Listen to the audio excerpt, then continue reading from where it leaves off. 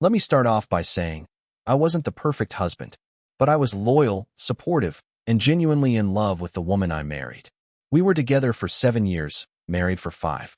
If you had asked me last year where I saw myself in 10 years, I'd have said, right here, with her. Now, I'm writing this from a small studio apartment in a city 600 miles away, with a new name on my mailbox, no wedding ring, and a bank account she'll never find. This post isn't for sympathy. It's for the guy reading this who feels something's off but keeps brushing it under the rug. I did that. For years. The first sign something was wrong? Her phone. Yeah, I know it sounds cliché, but it started with the little things. The way she turned her screen away from me when texting, how she started taking her phone into the bathroom, even just to pee, how she changed her passcode and claimed it was for work security. I trusted her. I wanted to trust her. She was a PR manager, always busy, always on. I figured maybe she just needed her space. But something was off. Her laugh changed. She stopped calling me pet names. Sex went from warm and fun to cold and mechanical, and then just stopped altogether. Every time I asked about it, she said she was just tired or stressed. I thought maybe I was overthinking things. I mean, who wants to be that guy? The paranoid, insecure husband snooping through his wife's phone? I told myself love means trust. But what I learned, love without boundaries makes you blind. And trust without honesty is just denial. Then one night, one random Tuesday night, she came home way too late from a team dinner. Smelled like whiskey and musk, not her usual perfume. She climbed into bed without a word. Didn't even kiss me goodnight. And I laid there, staring at the ceiling, not able to sleep for the first time in years. That was the night I knew. I didn't have proof, but I knew. Something was about to unravel. The next morning, I decided to ask. Not aggressively, just neutrally, like a concerned husband should. Hey, how was the team dinner? She blinked at me like she forgot what lie she told last. Oh, good. Just long. We had to go over this rebranding project for one of our clients. I nodded, sipping my coffee. Cool. Where'd you guys go? That new place. Stellance. Here's the thing. I'd seen a calendar notification the day before on our shared Google Calendar. Company dinner at Bellagio's. Not Stellance. And Stellance had shut down 3 months ago. I checked. So I probed a little deeper. Is that the one with the wood-fired pizza? She hesitated, barely a flicker, and said, yeah, that one. Stellance didn't serve pizza. Never did. And right there, in that moment, I felt something die. Not just trust. Something deeper. Like the foundation I built my life on had started to crack under me. I'd never caught her in a lie before. Or maybe I never looked hard enough. Maybe she was just better at lying than I was at listening. I didn't call her out then. I just smiled and said, glad you had a good time. But inside, I felt this nauseating mix of betrayal, panic, and rage. That night, after she fell asleep, I got up and went into the living room. I sat on the couch, in the dark, phone in hand, heart racing. I wasn't sure what I was going to do. Check her messages? Her location history? Something told me once I opened Pandora's box, I wouldn't be able to close it. I opened her laptop instead. Logged in easily. She'd never changed the password on that. And there it was. iMessages synced to her Mac. Hundreds of texts. From a number saved only as A. Can't stop thinking about last night. You looked insane in that dress. Wish you were next to me right now instead of him. Same. I hate going home after seeing you. I didn't cry. I didn't scream. I just stared. For a long time. My body went cold. Then I took screenshots. I didn't know what I was going to do with them yet, but I knew this. It wasn't going to be forgiveness. So now I had the texts. Proof. Solid, undeniable proof that my wife wasn't just drifting away emotionally. She was already gone. And the worst part? She was enjoying it. The flirting, the sneaking around, the late-night hotel stays labeled team meetings. She was living a whole other life while I was cooking her dinner and folding her laundry. But I needed more. I wasn't just going to confront her with words. I needed to see who this guy was, who she thought was worth destroying 7 years of our life together. I clicked on the number, searched it on Facebook. Nothing. Then tried WhatsApp. Boom, profile photo. Some smug, square-jawed dude wearing a company polo with her company logo on it. Let me be very clear. I was not prepared for what I saw next. It wasn't just some random coworker. It was her boss. Regional VP. Married. 2 kids. The same guy she'd mentioned casually over the years. He's a little intense, but smart. He's helping me get noticed. No, babe, he's way too old for me. He was 38. She was 31. Not exactly ancient. It all started to click. The work trips, the late-night Zoom calls, the last-minute weekend events she had to fly out for. She wasn't grinding for a promotion. She was playing house with her boss in hotels and corporate lounges while I was at home Googling romantic date ideas to reconnect with her. I didn't sleep that night. My body was running on something between caffeine and pure spite. I made a folder on my desktop, labeled it Truth, filled it with screenshots, photo metadata, calendar inconsistencies, WhatsApp messages, and hotel receipts I pulled from our shared email account she apparently forgot I had access to. She never logged out. It felt like building a case for trial. Except I wasn't going to court. Not yet. I was going to sit on this, let it simmer, and plan. Because I wasn't going to explode. I wasn't going to scream or beg or ask why. I was going to disappear. But not yet. From the outside, nothing changed. I still made coffee every morning, still kissed her on the cheek before she left for work, still asked about her day. I even went to her company's summer party like a goddamn idiot in khakis and a fake smile while watching her pretend we were happy. I shook his hand. The boss. I knew who he was now. His wife was there too, sweet lady, totally unsuspecting. She complimented my wife's dress. They even laughed together. My wife had the nerve to look me in the eye across the lawn and wink. A wink, like she wasn't shattering my soul every second she breathed next to me. But I smiled back. Because I had a plan. See, once you know the truth and stop reacting emotionally, you become very dangerous. And I was dangerous now. Because I no longer gave a damn about saving her. I was focused on saving myself. I opened a new bank account in a different state. Started routing part of my direct deposit there. I rented a P.O. box under a fake name. I contacted an old college buddy who lived halfway across the country and ran a property management company. Told him I might be looking for a quiet place. No lease, cash up front. He said he had just the thing, a small furnished unit above a garage. Nothing fancy, but private. Exactly what I needed. Next, I backed up everything, photos, documents, videos, from our shared cloud storage. Not because I was sentimental, because evidence matters. And if this went nuclear, which it would, I wasn't going to be the one left with empty hands and gaslit memories. I also made sure to get copies of anything that proved joint ownership. The car, the house, shared accounts. She was too arrogant to notice the trail I was building. Then came the burner phone. Cheap, prepaid, and hidden in the lining of a duffel bag under the bed. The same duffel I would take when it was time to vanish. And the best part? I scheduled a one-on-one dinner with her for our 5th anniversary. Made reservations at her favorite restaurant, ordered flowers to the house, told her I had a surprise planned. She giggled and told me, "You're still the sweetest guy I know." I smiled, because that dinner wouldn't end the way she thought. That dinner would be the goodbye she never saw coming. Anniversary night arrived. She wore that red dress she always saved for special occasions. Ironic. It was the same one I'd seen in a mirror selfie she'd sent to a few weeks ago, captioned, "Think he'll even notice?" I noticed, and I said nothing. We drove to the restaurant in silence. Not awkward silence, just the kind where both people are lost in their own worlds. She was probably thinking about the dessert menu, or maybe fantasizing about texting him under the table. I was thinking about freedom. We sat down. Candlelit. Nice wine. I made small talk. She complimented the ambience, said it was nice to reconnect. I held back a laugh. She went to the bathroom halfway through the meal. I slid the manila envelope across the table into her empty seat. Inside, all of it. Screenshots, hotel receipts, text transcripts, the WhatsApp profile pic, a note from me on top. "You lied." Repeatedly. "This isn't a confrontation. It's a conclusion. Enjoy the food. You're paying for it." She came back, sat down, and didn't notice the envelope at first. Picked up her wine, smiled, and asked, "So, what's the surprise?" I nodded at the envelope. "That." She frowned, opened it, and I swear to God, the way the color drained from her face made me feel nothing. No anger. No satisfaction. Just this detached calm, like watching a rainstorm flood a city I no longer lived in. She flipped through the pages, then looked up, eyes wide, jaw tense. This isn't what it looks like." "Classic. I'm not doing this here," I said. We're in public, and I've said what I need to say.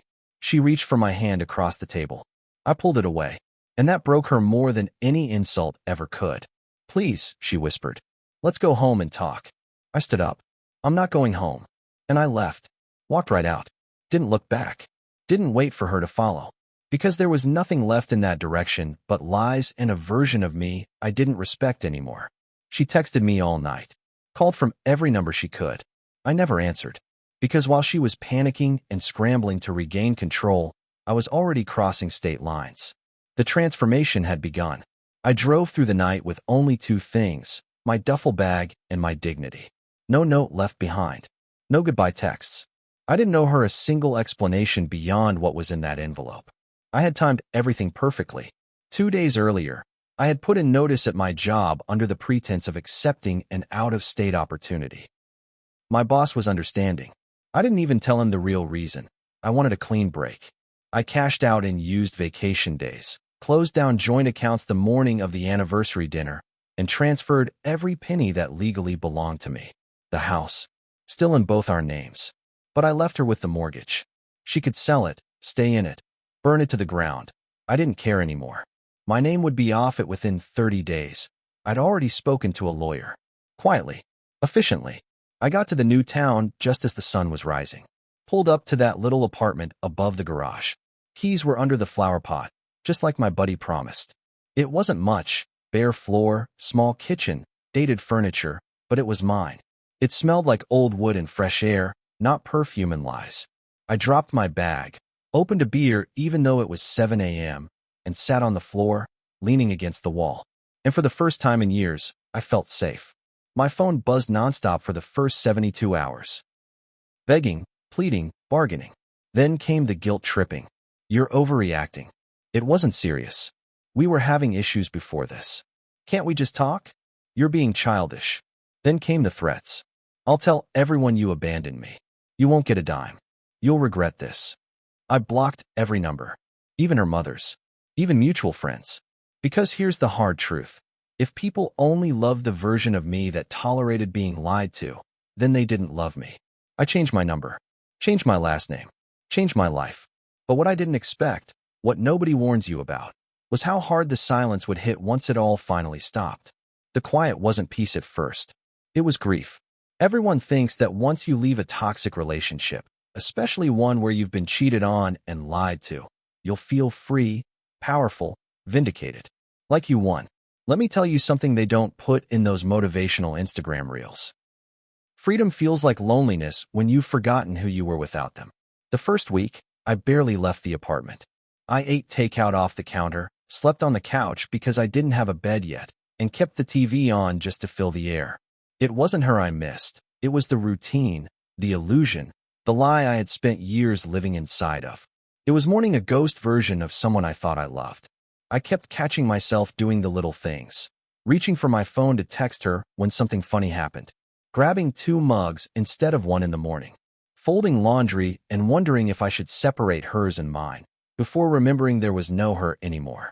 And every now and then, I'd have these flashes, mental replays of her laugh, the way she used to hold my hand in public, that damn red dress. And I'd feel this wave of rage, followed by something even worse, doubt. Was I overreacting? Should I have confronted her earlier? Was there something I missed? That's what people like her do. They warp reality so badly, you second-guess your sanity even after you've escaped. But then I'd open that folder, truth, and remind myself, no, I'm not crazy. I'm liberated. Still, it took everything in me not to check her social media. I had deleted all of it, but the urge would crawl up like an addiction. I had to fight it like a smoker trying to stay clean. I joined a gym, started running again. I picked up a notebook and began writing, lists, memories, thoughts. No filters, just raw pain on paper. That's when I noticed something shifting. The sadness didn't go away overnight, but it started to evolve. Slowly, quietly. It was transforming into something stronger. Resolve. I didn't just want to run away from my old life. I wanted to obliterate it. Burn it to the ground emotionally, mentally, physically, spiritually. Every version of me that tolerated the gaslighting, the manipulation, the fake smiles. Gone. Dead. Buried. So I reinvented myself. one uncomfortable step at a time. First, I got a job. Not a career job, just something to keep me moving and interacting with humans. A warehouse gig. Manual, gritty, mindless in the best way. The kind of work that makes you sleep hard and feel like you earned your oxygen. No one there knew my story. No one cared. I was just Jay, my middle name, which I started using like a new identity. It was freeing. There was no history attached to it. No pity. No whispers behind my back. At night, I read books, mostly nonfiction, biographies, stuff about resilience. Viktor Frankl, David Goggins, James Clear. I started learning about Stoicism. Started journaling like a man possessed. Every ounce of pain I used to drown in, I now channeled. It felt like I was chiseling myself out of stone. Then came the physical transformation. I dropped 20 pounds in 2 months. Not from stress, but from choice. I started lifting again, eating clean. Quit drinking. Not because I had a problem, but because I needed clarity. I wanted nothing dulling the sharpness of what I was becoming. I deleted our wedding photos. Every single one. Backed up to a drive, and then tossed in the bottom of a box in storage. Not burned, because I didn't want her to have that kind of power. Just removed. Like a tumor you don't want to look at, but might someday study under a microscope to see where the sickness started. One day I looked in the mirror and didn't recognize myself. And for the first time, that felt like a good thing. I wasn't mourning anymore. I was evolving. You ever think you've outrun something, only to feel it breathe down your neck just when you start to relax? That happened about 3 months after I disappeared. I came home from the warehouse, sweaty and exhausted, tossed my keys on the counter, and there it was. A letter. No return address. My real name, the one I no longer used, written in her handwriting. I stood there staring at it for a long time. Just the sight of those loops and curls in my name made my stomach tighten. I debated throwing it away unopened. But I didn't. I opened it. Inside, 3 pages. Front and back. It wasn't an apology. Not really. It was a performance. The greatest hits of manipulative language. I didn't know what I wanted. You abandoned me without warning. You blindsided me. How could you be so cruel? You're not the man I married anymore. Damn right I'm not. She said she'd been looking for me ever since that night. Said she only found me because I'd used my real name on a forwarded piece of mail that ended up back at the old house. Apparently, she'd paid a private site to run my name through a forwarding service. I hadn't thought of that. That's when I realized something disturbing. She wasn't done trying to control the narrative. She wasn't reaching out because she regretted what she did. She was reaching out because she lost control. She was trying to pull me back into the fog. I didn't respond. Not a word. Instead, I filed a change of address with a full block. Paid for a confidential mail drop instead. Moved again, this time to a small town even farther away. My buddy helped me switch vehicles and register it under the LLC I set up a few weeks earlier. I scrubbed myself digitally, locked everything behind firewalls and aliases. She didn't just cheat on me. She tried to define me. And that terrified me more than anything. So I did what I had promised myself I'd do from the very beginning. I disappeared even harder. You know that line from Batman. If you're good at something, never do it for free. Well, if disappearing was a skill, I was turning pro. After her letter showed up, I realized my old life still had too many strings attached. Loose threads she could pull on. So I got ruthless. Cut them all. New phone. New number. Under a data-only plan tied to an alias. Everything routed through encrypted apps. I stopped using social media completely. Deleted every old account, every old email address. Got a prepaid debit card. Switched banks entirely. No credit cards. No online shipping to my home address. I paid in cash. I moved like a fugitive, except the law wasn't after me. She was. And not because she loved me, but because narcissists hate losing control. I even changed my gym. Changed my route to work. Switched my schedule. Cut off old friends who were still tied to her, even remotely. It was brutal, like cutting off my own limbs, but it was the only way to grow back stronger. I didn't tell a soul where I was, not even my parents. I left them a vague explanation. They understood enough to know I needed space. Real space. I started calling it ghost mode. Total detachment. And I thrived in it. No distractions. No drama. No half-truths or accidental run-ins. Just me, my job, my books, my workouts, and my rebuilding. Funny thing, once you get rid of the noise, you start hearing your own voice again. For the first time in years, I could think clearly. I stopped waking up with that tight feeling in my chest. No more second-guessing myself. No more gut punches from just one more text. The silence that used to scare me? It became my armor. I was no longer surviving. I was becoming someone new. After months of silence, one night I caught myself scrolling, something I promised I'd never do again. Checking her social media. Not to stalk. Not to find dirt. Just curiosity. The kind that still gnaws at your heart when a wound is fresh. She was posting pictures. Smiling, glowing, look at my perfect life kind of posts. Same red dress, different guy. Same fake smile, same hollow eyes. Then came a comment from a mutual friend. You really dodged a bullet. I closed the app and stared at the ceiling. That's when it hit me. She didn't just lie to me. She lied to everyone.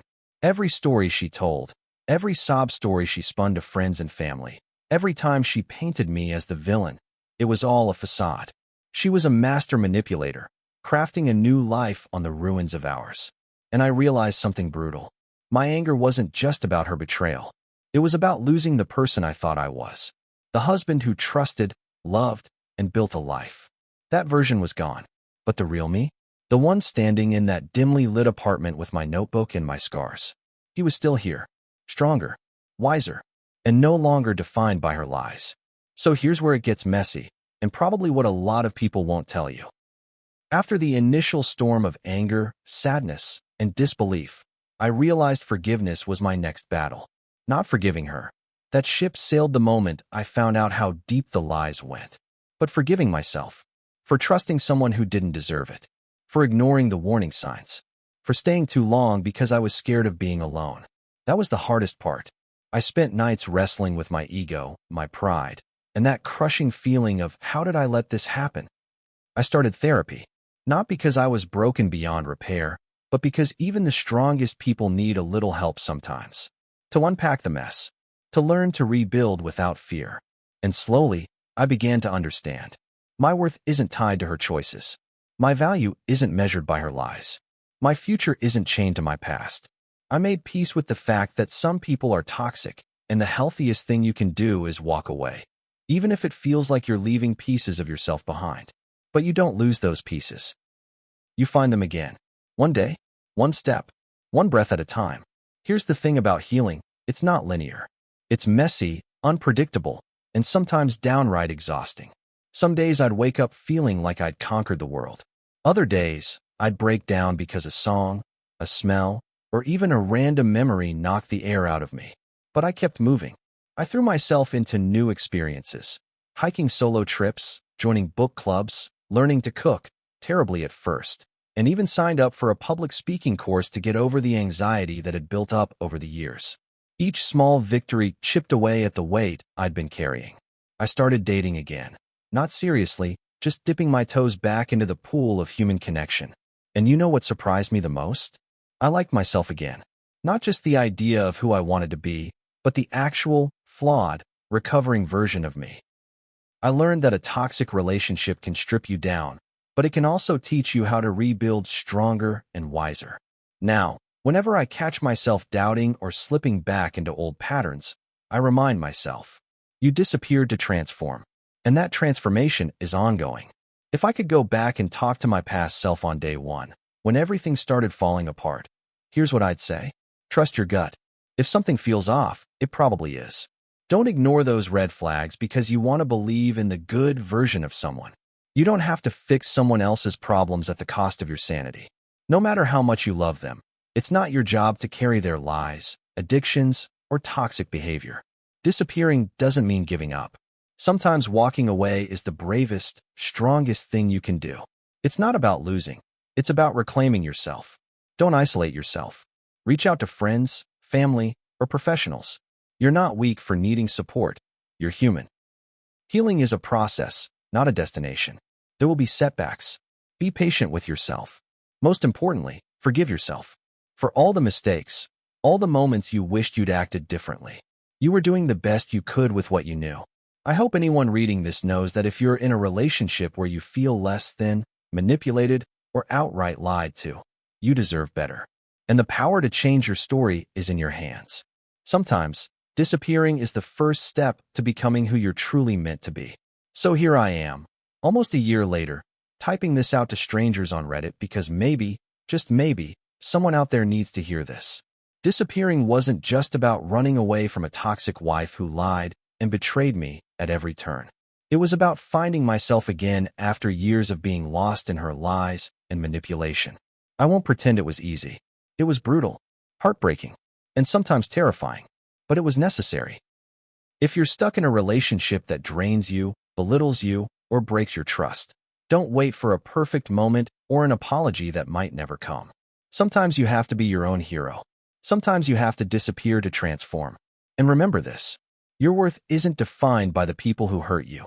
It's defined by how you rise after. Thanks for reading. Stay strong out there. Jay?